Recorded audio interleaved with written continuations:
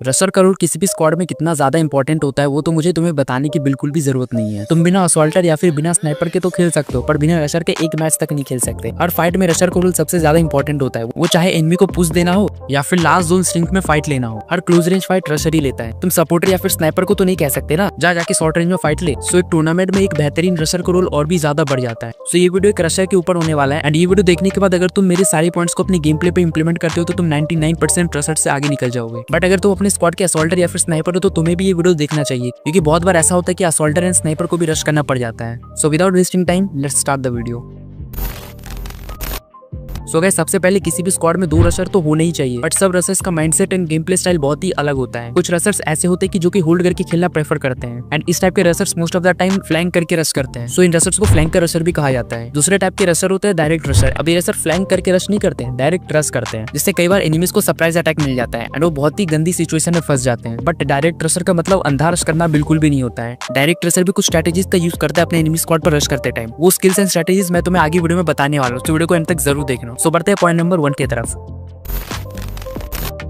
तो आजकल के बहुत सारे ऐसे रशर्स हैं जो कि फ्री स्टाइल खेलते हैं, उनके अंदर इतना ज्यादा कॉन्फिडेंस होता है कि भाई पूछो ही मत। क्योंकि बहुत बार ऐसा होता है कि आईजीएल रशर को बैक ऑफ करने के लिए भाई कॉल देता है, बट उनके अंदर इतना ज्यादा ओवर कॉन्फिडेंस होता है कि भाई वो सोचते हैं कि भाई 2 से 3 बंदे तो हैं ही, इन जैसों को तो मैं भाई डेली कस्टम में पेलता हूँ। एंड इसी ओवर कॉन्फिडेंस में वो अंधा रश कर देते हैं, जिसके कारण भाई पूरी टीम की वाट लग जाती है एंड एक बंदे की गलती के कारण भाई पूरी टीम वाइप आउट हो जाती है। सो अगर आईजीएल कॉल दे रहा है नहीं जाने का तो भाई मतलब नहीं जाने का। अगर आईजीएल रॉन्ग कॉल भी देता है ना तो तुम्हें इसे काउंटर करना है एंड उसको सजेशंस दो, बट अगर फिर भी वो रॉन्ग कॉल ही तुम्हें दे या फिर जैसा भी कॉल दे तुम्हें इसे फॉलो करना है। क्योंकि टूर्नामेंट में अगर तुम्हारी गलती के कारण भाई टीम वाइप आउट हो जाएगी ना तो उससे भाई पूरा मैच का जो ब्लेम है भाई तुम्हारे ऊपर चला आएगा। बट अगर आईजीएल से कुछ भी गलती होती है तो भाई तुम उससे काउंटर कर सकते हो। सो अब बढ़ते हैं पॉइंट नंबर 2 की तरफ, जो कि है rusher game statics. So guys, एक रशर के गेम स्टैटिक्स भाई बहुत ही अच्छे होना चाहिए, जैसे कि उसके reflexes, aim accuracy, movement speed and global speed. तो अगर तुम एक ई स्पोर्ट्स प्लेयर बनना चाहते हो तो अगर तुम्हारा मूवमेंट उतना कुछ खास नहीं है तो कोई प्रॉब्लम नहीं है, क्योंकि एक रशर को डाइस्टार जैसा मूवमेंट नहीं चाहिए होता है। उसका सबसे ज्यादा accuracy, reflexes and global speed strong होना चाहिए। सो तुम्हारा कोई भी रोल क्यों ना हो, तुम्हारे रिफ्लेक्सेस बहुत ही ज्यादा स्ट्रॉन्ग होने चाहिए। मतलब अगर तुम्हें कहीं से भी गोली पड़ी है तो तुम्हें दूसरी गोली नहीं पड़नी चाहिए, उससे पहले तुम्हारा ग्लोबल लग जाना चाहिए। सो इस केस में तुम्हारी ग्लोबल स्पीड के साथ साथ तुम्हारे रिफ्लेक्सेस का भी बहुत ही फास्ट होना चाहिए। अगर तुम्हारे रिफ्लेक्सेस फास्ट है तो भाई तुम बहुत ही जल्दी ग्लोबल लगा के खुद को प्रोटेक्ट कर पाओगे। उसके लिए तुम्हें तुम्हारी ग्लोबल स्पीड को भाई बहुत ही ज्यादा फास्ट करनी पड़ेगी। फास्ट ग्लोबल की प्रैक्टिस करने के लिए जितना हो उतना अनलिमिटेड ग्लोबल वाले कस्टम्स को प्रैक्टिस करो एंड हो सकता है तो 1v2 या फिर 1v4 करने का ट्राई करो। उसके कारण तुम्हारे अंदर खुद को प्रोटेक्ट करने का एक अलग ही माइंडसेट बन जाएगा, जिससे कि ये चीज भाई तुम्हारी मूवमेंट एंड तुम्हारी रिफ्लेक्सेस में भी भाई काफी हद तक हेल्प करेगी।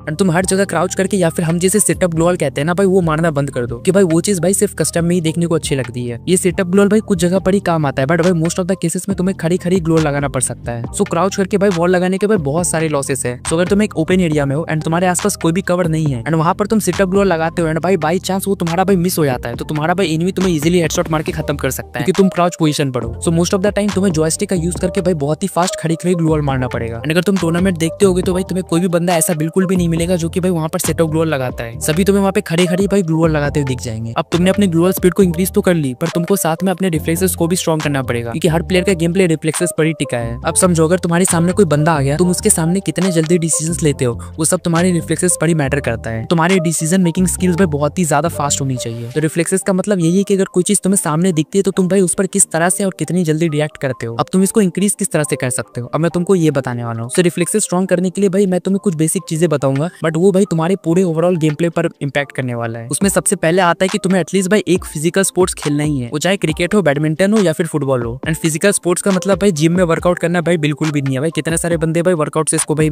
ये कर देंगे, लिंक कर देंगे। तुम जिम में अपने बॉडी को ट्रेन कर रहे हो, ना कि अपने माइंड को। तो माइंड को तुम किस तरह से ट्रेन कर सकते हो, फिजिकल स्पोर्ट्स को खेल के। सो तुम कोई भी स्पोर्ट्स खेलो तो उसे भाई बहुत ही फास्ट खेलो एंड इसमें तुम चेस को भी ऐड कर सकते हो एंड इसके फायदे तो तुम सबको पता ही है। और रिफ्लेक्सेस में सेकंड पॉइंट है भाई take minimum 8 hours of sleep. तुम लोग कहोगे कि भाई हमारे गेम प्ले का हमारे नींद से भाई क्या लेने देना। तो गाइस तुम जितनी अच्छी नींद लोगे तुम्हारा ब्रेन उतना अच्छा फंक्शन करेगा एंड तुम सारा दिन फ्रेश एंड एनर्जेटिक फील करोगे। बाय द वे रिफ्लेक्सेस को स्ट्रॉन्ग करने के ऊपर यूट्यूब पे बहुत सारी वीडियोस है, तो तुम उसको फॉलो कर सकते हो। एंड नेक्स्ट आता है कि भाई how to increase aim accuracy, क्योंकि अगर तुम्हारी एक्यूरेसी अच्छी नहीं तो भाई तुम्हारी गोलियां रिकॉइल कर जाएगी और तुम्हारे एनिमी का रिफ्लेक्स अगर वीक ही क्यों ना हो वो तुम्हें इजीली मार के चला जाएगा। सो तुम्हें अपनी एक्यूरेसी को इंप्रूव करने के लिए अपनी सेंसिटिविटी पर काम करना पड़ेगा। सो अगर तुम्हारा हाई एंड डिवाइस है तो तुम्हें अपनी सेंसिटिविटी को 200 से कम रखना है, जिससे कि भाई तुम्हारी ज्यादातर गोलियां एनिमी के हेड पर कनेक्ट होगी। तुम्हें कभी भी किसी दूसरे के सेंसिटिविटी को कॉपी नहीं करना है। फलानी यूट्यूबर ने कहा कि भाई तुम्हारा तो मिड रेंज डिवाइस है, तुम्हें अपने सेंसिटिविटी को 150 कर लेना है। अरे वो लोग जो सेंसिटिविटी बता रहे वो उनके डिवाइस के हिसाब से है, तुम्हारा डिवाइस अलग है, उनका डिवाइस अलग है, तो उसके लिए तुम्हें अपने बेस्ट सेंसिटिविटी एंड सेटिंग्स बनाना है। कस्टम एचओडी भाई तुम किसी दूसरे को कॉपी कर सकते हो, पर सेंसिटिविटी तुम्हें अपने डिवाइस के हिसाब से सेट करना है। मैं तुम्हें ये भी बता देता हूँ कि तुम अपने डिवाइस के हिसाब से परफेक्ट सेंसिटिविटी कैसे सेट कर सकते हो। क्या बात है, चलिए शुरू करते हैं। सबसे पहले तुम्हें ट्रेनिंग ग्राउंड में जाके अपने जनरल को 150 कर लेना है। अगर तुम्हारा लो एंड डिवाइस है तो मैं तुमको प्रेफर करूंगा कि भाई तुम अपने जनरल को 200 करके ही खेलो। तो जैसे तुम अपने जनरल को 150 कर लेते हो, देन तुम्हें ट्रेनिंग ग्राउंड में जो डमी है उस पर ड्रैग करना है। एंड अगर तुम्हारी गोली डमी के ऊपर से चली जाती है तो उसका मतलब ये है कि भाई तुम्हारी सेंसिटिविटी तुम्हारी डिवाइस के हिसाब से बहुत ही ज्यादा है। एंड अगर वो बॉडी पर ही अटैक जाती है तुम्हारा सेंसिटिविटी बहुत ही ज्यादा कम है। तो अगर तुम्हारी गोली हेड के ऊपर से चली जा रही है तो उस केस में तुम्हें अपने जनरल में से -10 कर लेना है, जब तक कि तुम्हारी 70 to 80% गोलियां हेड पर ना लगे। एंड अगर तुम्हारी गोली बॉडी पर अटक जाती है तो तुम्हें जनरल को +10 करते जाना है। एंड +10 या -10 करके बार बार तुम्हें तब तक देखना है जब तक कि तुम्हें तुम्हारे डिवाइस के हिसाब से परफेक्ट सेंसिटिविटी ना मिल जाए। सो बूम,